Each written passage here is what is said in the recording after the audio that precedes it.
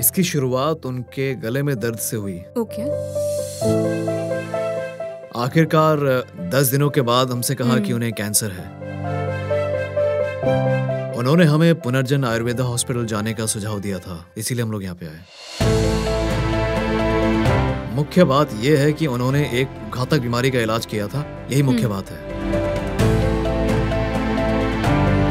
हमें 3 से 4 महीने इस्तेमाल करने के लिए कहा गया था, लेकिन वो 3 महीने में ही ठीक हो गए। नेचर क्योर में आपका स्वागत है। हमारे साथ पेशेंट के रिश्तेदार हैं जो यहाँ पर 3 बार आ चुके हैं।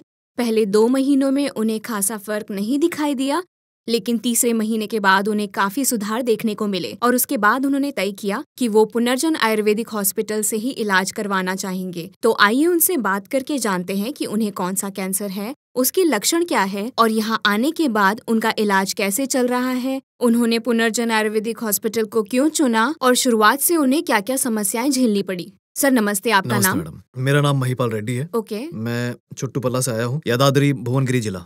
ओके। पेशेंट का नाम? पेशेंट का नाम रमा चिरट रेड्डी है, मेरे पिताजी हैं। ओके। पहले इसकी शुरुआत उनके गले में दर्द से हुई। ओके। और जब उन्हें गले में दर्द हुआ तो हम एक ईएनटी हॉस्पिटल में गए, जो कि हमारे घर के पास में ही था। हमने वहाँ की दवाइयाँ इस्तेमाल करी और उससे थोड़ा कम हुआ। लेकिन फिर हम दूसरे ईएनटी हॉस्पिटल में गए। ईएनटी हॉस्पिटल में जाके डॉक्टर ने एंडोस्कोपी टेस्ट करवाने को कहा। एंडोस्कोपी टेस्ट के नतीजे देखकर बायोप्सी टेस्ट करवाने के लिए कहा गया और आखिरकार 10 दिनों में उन्होंने कहा कि इन्हें कैंसर है। हाँ, कैंसर है।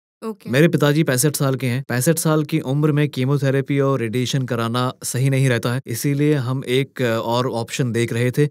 मेरा एक दोस्त है जिसने मियापुर पुनर्जन आयुर्वेदिक हॉस्पिटल के बारे में बताया।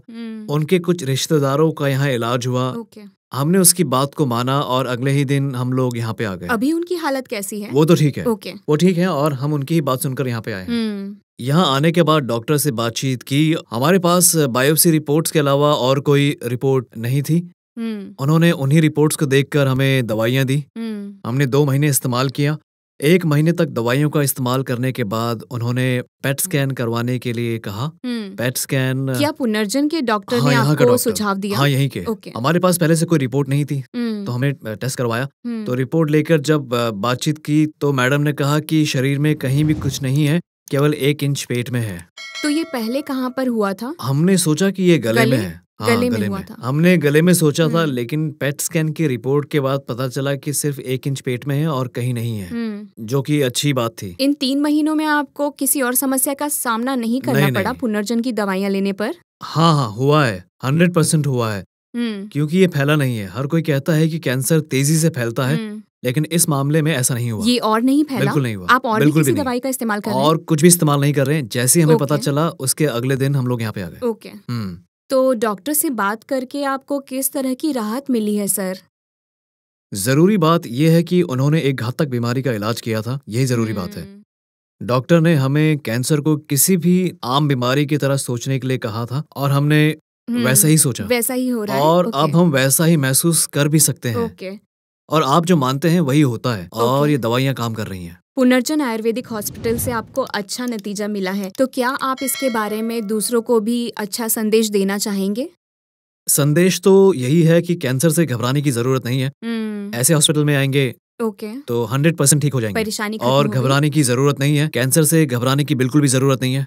हिम्मत से काम लें। हाँ, लेना चाहिए। क्योंकि मैंने अभी तक अपने पिताजी को कैंसर के बारे में नहीं बताया। आपको बहुत ज्यादा भरोसा है। अपना भरोसा बनाए रखिए और अपने पिता का ध्यान रखिए। यहाँ की दवाइयों का इस्तेमाल करते रहिए और हम आपसे अगले वीडियो में मिलेंगे। धन्यवाद।